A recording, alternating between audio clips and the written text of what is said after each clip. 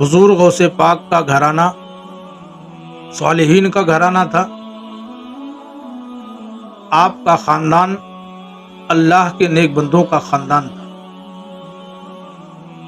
آپ کے نانا جان، آپ کے دادا جان، آپ کی پھوپھی جان، آپ کی والدہ ماجدہ، آپ کے والد و بزرگوار، آپ کے صاحبزادگان، سارے کے سارے لوگ تقوی و طہارت کے اعلیٰ مقام پر فائز تھے۔ اسی لیے حضور غوث پاک کے خاندان کو اشراف کا خاندان لوگ کہتے تھے۔ آپ کے والد بزرگوار حضرت ابو صالح سید موسیٰ جنگی دوست رحمت اللہ علیہ تھے۔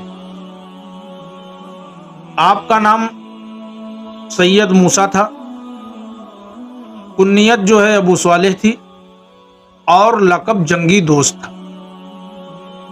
جنگی دوست کا مطلب ہوتا ہے جنگ کو دوست رکھنے والا، جبکہ تاریخ کے مطالعے سے یہ معلوم ہوتا ہے کہ حضور غوث پاک کے والد گرامی نے کبھی جنگ نہیں کیا، پھر بھی لوگ آپ کو جنگی دوست کے لقب سے یاد کرتے تھے۔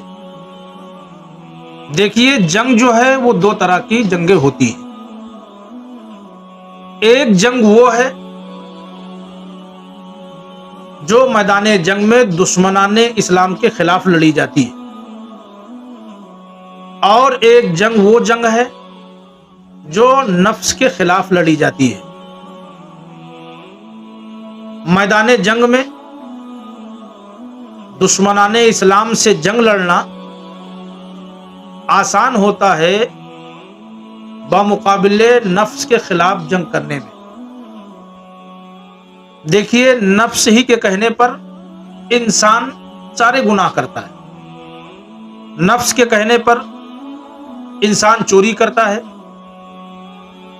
نفس کے کہنے پر انسان زنا کرتا ہے، نفس ہی کے کہنے پر انسان قتل و غارت گری کرتا ہے، زمین میں فتنہ اور فساد پھیلاتا ہے۔ ہر برائی انسان جو ہے وہ نفس کے کہنے پر کرتا ہے۔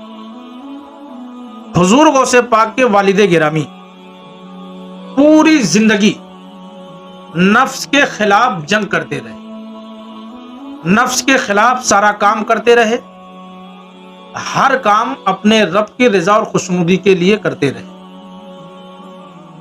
آپ کی پوری زندگی اتباع سنت و شریعت سے عبارت تھی۔ آپ نیکیوں کا حکم دیتے اور برائیوں کے خلاف آواز بلند کرتے، اسی لیے جو ہے لوگ آپ کو جنگی دوست کے لقب سے یاد کیا کرتے تھے۔ حضور غوث پاک کے والدین تقوی و طہارت کے کس اعلیٰ مقام پر فائز ہیں، اس ایک واقعے سے آپ اندازہ لگا سکتے ہیں۔ حضور غوث پاک کے والد گرامی جوانی کے عالم میں عبادت و ریاضت کی منزلیں طے کر رہے تھے۔ ایک دن آپ دریا کے کنارے کنارے جا رہے تھے، بھوک بڑی شدید تھی۔ اتنے میں کیا دیکھتے ہیں کہ ایک سیب جو ہے وہ تیرتے ہوئے آ رہا ہے۔ آپ اس سیب کو لیتے ہیں، اٹھاتے ہیں اور بسم اللہ کر کے کھا جاتے ہیں۔ کھانے کے بعد آپ نے سوچا کہ نہ جانے کس کا سیب ہوگا، بہ کر کے یہاں آیا ہے، اس کا مالک کون ہے، اور ہم نے جو ہے بغیر مالک سے پوچھے یہ سیب کھایا ہے، اور بغیر مالک سے پوچھے ہوئے کسی چیز کو کھانا یہ درست نہیں۔ جب گناہ کا خیال آیا تو حضور غوث پاک رضی اللہ تعالیٰ عنہ کے والد گرامی نے سوچا کہ چلو چل کر کے اس سیب کے مالک کو تلاش کرتے ہیں اور اس سے معافی مانگتے ہیں۔ اب جو ہے آپ اس سیب کے مالک کی تلاش میں نکل پڑے۔ چلتے گئے چلتے گئے چلتے گئے، تھوڑی دور چلنے کے بعد آپ نے کیا دیکھا کہ ندی کے اس پار جو ہے سیبوں کا ایک باغ ہے، اور اس کی شاخیں جو ہیں ندی کی طرف جھکی ہوئی ہیں۔ آپ نے سوچا گر گیا ہوگا, بہ کر کے یہاں آیا ہوگا. بہرحال آپ دریا کو پار کر کے سیب کے باغ میں پہنچتے. اب آپ ذرا غور کریں, حضور غوث پاک کے والد گرامی نے چوری نہیں کیا تھا, زبردستی کسی سے سیب کو چھینا نہیں تھا, بہ کر کے جا رہا تھا, بھوک لگی تھی, آپ نے اٹھایا اور اسے کھا لیا. اس پر اتنی ندامت و شرمندگی کہ آپ پریشانیوں کو برداشت کرتے ہوئے سیب کے باغ کے مالک کے پاس پہنچ جاتے اور معافی کے طلبگار ہوتے. اب وہ جو سیب کے باغوں کے مالک تھے وہ اپنے وقت کے ولی کامل تھے. اب وہ سمجھ جاتے ہیں کہ یہ لڑکا کوئی معمولی نہیں ہے. آج ہمارا اور آپ کا حال کیا ہے کہ کھانے پینے کی چیزوں میں ہم اور آپ جائز و ناجائز کو مد نظر نہیں رکھتے, حلال و حرام میں تمیز نہیں کرتے ہیں. آپ دیکھیں, ایک معمولی سیب کھایا, وہ بھی بہ کر کے جا رہا تھا. آپ جو ہے سیب کے مالک کو تلاش کرتے کرتے سیب کے باغ کے مالک کے پاس پہنچ جاتے ہیں.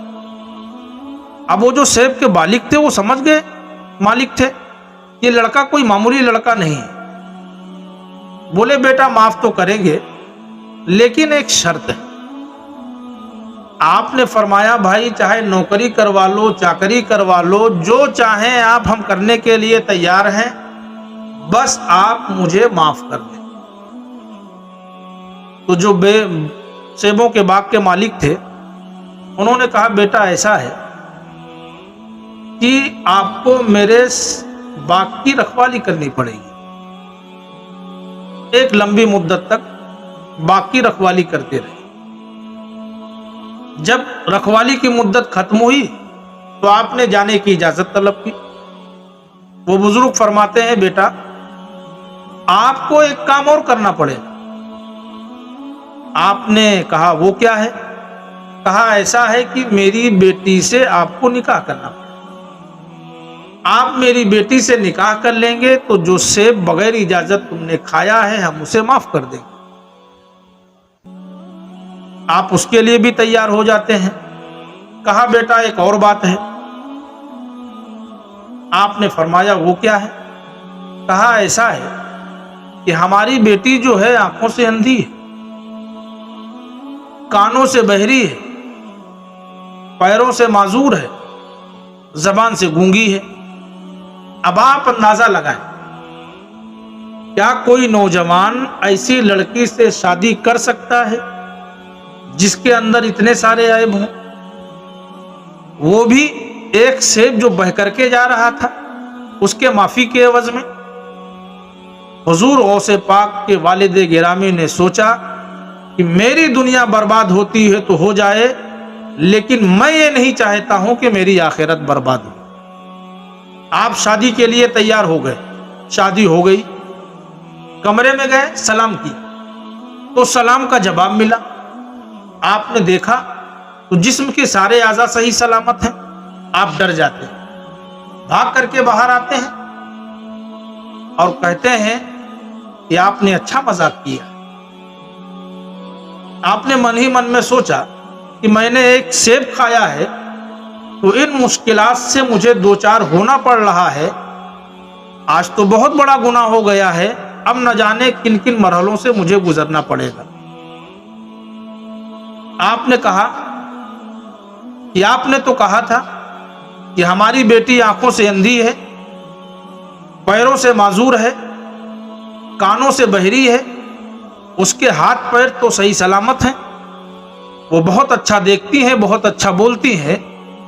وہ بزرگ فرماتے ہیں سنو نوجوان, جب تم نے ایک پھل پر اپنا پچھتاوا دکھایا, ندامت دکھائی, شرمندگی دکھائی, اور اس کم عمر میں نے یہ خوف خدا دیکھا تو میں نے تمہیں اپنا داماد چن لیا. اور یہ جو میں نے اپنی لڑکی کو کہا کہ میری لڑکی آنکھوں سے اندھی ہے, کانوں سے بہری ہے, زبان سے گونگی ہے, پیروں سے معذور ہے, وہ اس لیے کہا کہ میری بیٹی ایسی بیٹی ہے جس نے شریعت کے خلاف کبھی قدم اٹھایا نہیں, اس لیے لنگڑی ہے، میری بیٹی ایسی بیٹی ہے جس نے شریعت کے خلاف کچھ سنا نہیں اس لیے کانوں سے بہری ہے، جس نے شریعت کے خلاف کچھ بولا نہیں اس لیے زبان سے گونگی ہے۔ جب ایسے لوگ میاں بیوی بنتے ہیں تب حضور غوث پاک اس دنیا میں تشریف لاتے ہیں۔ سلام اے آمنہ کے لال اے محبوب سبحانی، سلام اے پیشوائے اولیاء اے قطب ربانی، سلام اے افتخار دو جہاں اے ذل یزدانی، سلام اے غوث اعظم اے غوث سمدانی، قائم رہے تیرا بغداد اور آباد سلطان۔ حضور غوث پاک رضی اللہ تعالیٰ عنہ کا مقام تو اتنا عرف و اعلیٰ ہے کہ آپ کے آنے کی بشارت آقا کریم صلی اللہ علیہ وسلم نے، آپ کے والد بزرگوار فرماتے ہیں کہ میں نے آپ کی ولادت کی شب دیکھا کہ آقا کریم صلی اللہ علیہ وسلم جلوہ فرما ہے، اللہ کے بہت سارے مقرب بندے تشریف فرما ہے، اور مجھے ان الفاظ میں بشارت دی کہ اے ابو صالح، اللہ نے تم کو ایک لڑکا عطا کیا ہے جو اپنا وقت کا ولی ہے، اللہ کا محبوب ہے اور میرا محبوب ہے، اور ان قریب اس کی شان اولیاء اور اقطاب میں ایسے ہی ہوگی جیسا کہ میری شان انبیاء اور رسول کے درمیان ہے۔ حضرت جنید بغدادی رضی اللہ تعالیٰ عنہ فرماتے ہیں کہ عالم غیب سے مجھے معلوم ہے کہ سید زادوں میں ایک لڑکا پیدا ہو جس کا نام عبد القادر ہوگا، کنیت ابو محمد، لقب محی الدین ہوگا اور جیلان میں پیدا ہوگا، اور جسے یہ کہنے کی اجازت ہوگی کہ میرا قدم تمام ولیوں کی گردن پر ہے۔ واہ کیا مرتبہ اے غوث ہے بالا تیرا، اونچے اونچوں کے سروں سے ہے قدم اعلیٰ تیرا، سر بھلا کیا کوئی جانے کہ کیسا ہے تیرا، اولیاء ملتے ہیں آنکھیں وہ ہے طلبہ تیرا۔ حضور غوث پاک 470 ہجری میں اس دنیا میں تشریف لاتے ہیں اور رمضان المبارک کی پہلی تاریخ ہوتی ہے۔ آپ کا سلسلہ نسب والد بزرگوار کی طرف سے حضرت امام حسن سے ملتا ہے، اور والدہ ماجدہ کی طرف سے آپ کا سلسلہ نسب حضرت امام حسین سے ملتا ہے۔ آپ حسنی اور حسینی سید ہیں، تبھی تو پیکر عشق و محبت عاشق غوث اعظم سیدی سرکار اعلی حضرت بارگاہ غوثیت میں یوں خراج عقیدت پیش کرتے ہیں: نبوی میں علوی فصل بطولی گلشن، حسنی پھول حسینی مہکنا تیرا۔ حضور غوث پاک پیدائشی ولی تھے، دنیا میں آتے ہی آپ نے روزہ رکھنا شروع کر دیا۔ آپ کی والدہ ماجدہ فرماتی ہیں کہ عبد القادر نے دنیا میں آتے ہی روزہ رکھنا شروع کر دیا۔ آج ہم اور آپ حضور غوث پاک سے محبت کا دعویٰ تو کرتے ہیں، لیکن دیکھا یہ جاتا ہے کہ جب رمضان شریف کا مہینہ آتا تو ہم اور آپ کرتے کیا ہیں؟ ہم اور آپ یا تو مریض بن کر دوا کھانے لگتے ہیں یا رمضان کے روزوں کو کھانا شروع کر دیتے ہیں۔ آپ حضور غوث پاک کی شان دیکھیے، دنیا میں آتے ہی آپ نے روزہ رکھنا شروع کر دیا۔ آپ کی والدہ فرماتی ہیں کہ پورا دن عبد القادر دودھ نہیں پیا کرتے تھے، لیکن جیسے ہی افطار کا وقت ہوتا تو آپ دودھ پینا شروع کر دیتے تھے۔ پورے علاقے میں یہ بات مشہور ہو گئی تھی کہ سید زادوں میں ایک لڑکا پیدا ہوا ہے جو رمضان المبارک میں دودھ نہیں پیتا ہے۔ ایک مرتبہ چاند کے سلسلے میں لوگ پس و پیش میں مبتلا ہوئے، چاند ہوا کہ نہیں ہوا، تو لوگوں نے کہا جا کر کے معلوم کرو کہ عبد القادر نے دودھ پیا ہے کہ نہیں پیا۔ جب لوگوں نے معلوم کیا تو معلوم ہوا کہ آج حضور غوث پاک نے دودھ نہیں پیا ہے۔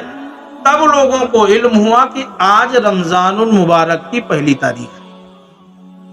آپ ہی کے بارے میں یہ واقعہ مشہور ہے کہ آپ کے والد ماجد جب آپ کو مقامی مکتب میں بسم اللہ خوانی کے لیے لے گئے، حضور غوث پاک جو ہے استاد کے سامنے دو زانو ہو کر کے بیٹھ جاتے ہیں۔ उस्ताद ने कहा बेटा पढ़ो औज़ बिल्लाहि मिनश शैतानिर रजीम बिस्मिल्लाहिर रहमानिर रहीम।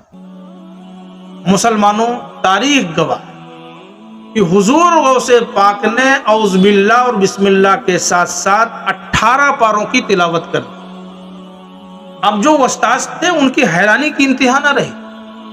पूछा बेटा ये तुमने कैसे याद किया? आप फरमाते हैं कि मेरी वालदा इन पारों की हाफिजा थी और जब मैं माँ के शिकम में था तो मेरी वालदा इन पारों की तिलावत किया करती थी, इसलिए मुझे सुनते सुनते ये पारे याद हो गए। हुजूर गौसे पाक ने आज से कई सौ साल इस हकीकत को साबित कर दिया कि दौराने हमल माँ जो कुछ सोचती है या जो कुछ करती है उसका असर शिकमे मादर में पलने वाले बच्चों पर जरूर पड़ता है। और आज के साइंसदानों ने यह तहकीक की है कि शिकमे मादर में पलने वाले बच्चों पर माँ मुस्बत या मनफी सोचती है तो उसका असर जरूर पड़ता है।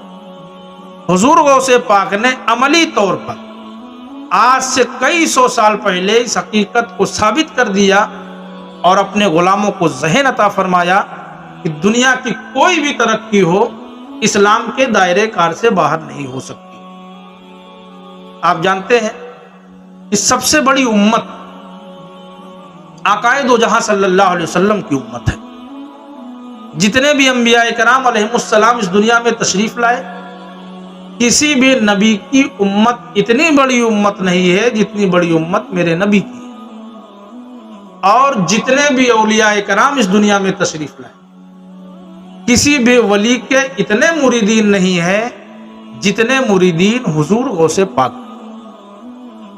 कोई भी सिलसिला हो, सारे सिलसिलों पर फैज हुजूर गौसे पाक का है। इसको आप यूं समझें कि एक मर्तबा हुजूर गौसे पाक जुमा का खुतबा दे रहे थे। आप पर जो है वजदानी कैफियत तारी होती है और आपके ज़बाने मुबारक से ये अल्फाज जारी होते हैं, कदमी हाजा अला रक़बते कुल्ले वलीजिल्लाह। जिस वक्त इस आवाज को हुजूर गरीब नवाज ने सुना, उस वक्त आप खुरासान की वादी में इबादत और रियाजत में मसरूफ थे, ज़ुहदो मुजाहिदे की मंजिलों को तय कर रहे थे। हुजूर गरीब नवाज फरमाते हैं कि जब मैंने ये आवाज सुनी तो मैंने अपनी गर्दन को झुका दिया और मैंने अर्ज किया, हुजूर आपका कदम मुबारक सिर्फ मेरे गर्दन पर ही नहीं बल्कि मेरे आंखों पर और मेरे सर पर भी है। हजरत ख्वाजा बहाउद्दीन नक्शबंदी रहमतुल्लाह अलैह आप फरमाते हैं कि मेरी बड़ी दिली ख्वाहिश थी कि मेरे दिल पर जो है वो नाम इलाही नक्श हो। बड़ी इबादत की, रियाजत की, लेकिन वो कामयाब ना हो सकी। हुजूर गौसे पाक की बारगाह में हाजिर होते हैं और अपनी ख्वाहिश का इजहार करते हैं। आप फरमाते हैं कि हुजूर गौसे पाक ने दस्ते मुबारक जब अपना फेरा तो अल्लाह रब्बुल इज्जत का नाम मेरे दिल पर नक्श हो गया। उसी दिन से आप नक्शबंदी कहलाने लगे।